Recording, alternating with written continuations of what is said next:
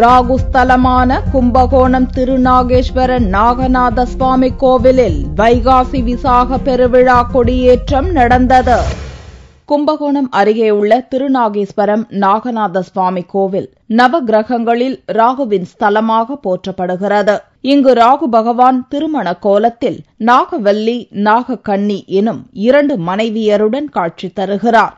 இங்கு பாலபிஷேகம் செய்தால் ராகு தோஷம் நீங்கும் என்பது ஐதீகம். பெருமை மிக்க இக்கோவிலில் ஆண்டுதோறும் 11 நாட்களுக்கு வைகாசி விசாக பெருவிழா நடக்கும்.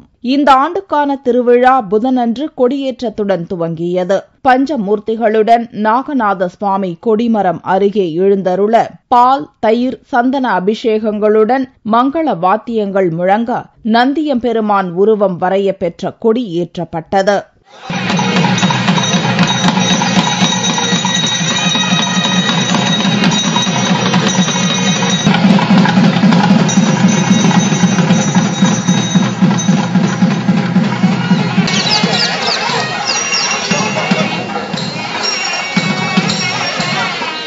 தொடர்ந்து நாள்தோறும் பல்வேறு வாகனங்களில் சுவாமி புறப்பாடு, 7ஆம் நாளில் நாகநாத சுவாமி திருக்கல்யாண வைபவம், 10ஆம் நாளில் தீர்த்தவாரி உற்சவம், 25ஆம் தேதி விடையாற்றி முத்து பல்லக்குடன் வைகாசி விசாக பெருவிழா நிறைவடைகிறது.